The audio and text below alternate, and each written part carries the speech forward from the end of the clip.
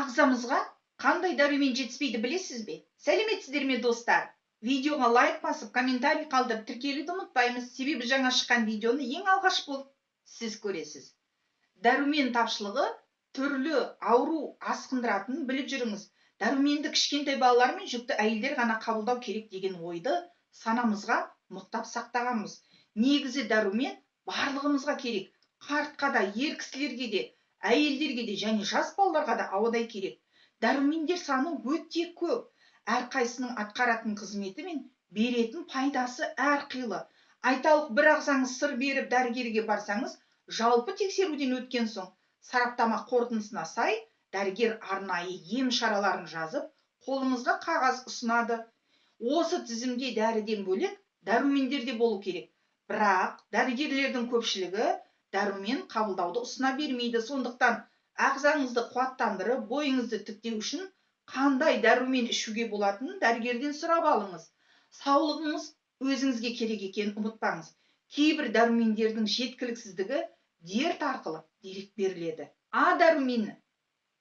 Бұл егер ағзаңызда А дәруменіне зәру болса, ең алдымен көзіңіздің саулығы нашарлап, көру қабілеті төмендейді. Әсіресе кеш түскенде көзіңіз көрмей қалады. Одан бөлек көзіңіз құрғап, өзіңізді жайсыз сезінесіз. Тіпті көзіңіздің іші дуылдап, қыши бастайды. Бұл дәруменнің жеткіліксіздігі теріге де әсер етеді. Теріңіз құрғап, қабыршақтана бастайды. Крем жағып әуреге түспеңіз. Бұл мәселеңізді А дәрумен ішу арқылы шеше аласыз. А дәруменінің жеткіліксіздігі иммунитетті түсіріп, түрлі дерттің дендеуіне себепші болады. Егер жоғарыда айтылған жайсыздықтар білінсе, онда дереу дәрігерге жүгірмей, А дәруменін қабылдаңыз және тамақтану мәзіріне де назар салыңыз. Мейлінше құрамында А дәрумені бар тағамдарды көбірек тұтынуға тырысыңыз. В тобындағы дәрумендер, бұл дәрумендер тобы сіздің көтеріңкі көңіл күйіңізге, тәтті ұйқыңызға, іш қату немесе іш өтуге, ауыз қуысының ауруларына жауап береді. Егер ешқандай уайымыңыз болмаса да, көңіліңіз құлазып жүрсе, онда дәріханадан В тобындағы дәрумендерді сатып алып, бір ай бойы ішіңіз.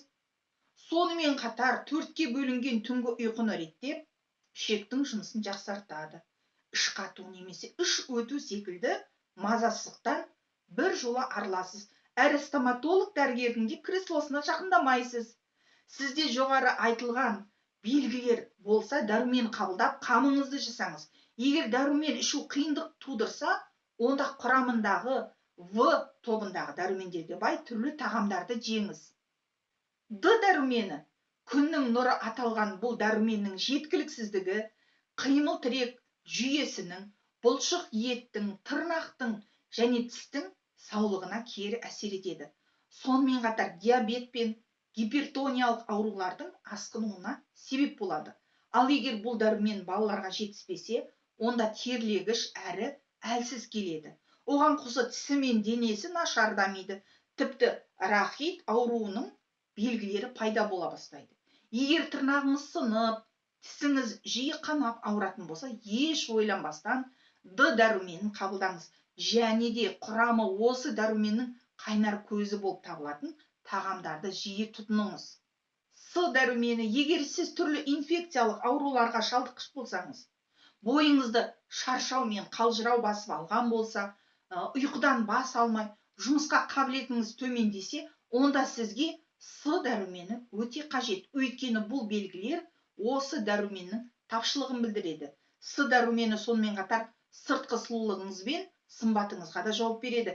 Теріңізге қандай да бір жағымсыз өзгерістер байқалса, мысалы, ұрып алған жеріңіз көгеріп шықса, болмаса қызыл иек қанап, тісіңіз ауырып түсе бастаса, онда С дәруменін үзбей қабылдаған дұрыс.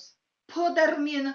Бұл көпшіліктің аузына түсе бермейтін үлкен жақсы дәрумен. Ол асқазан ішек жолдарының саулығына тікелей жауап береді.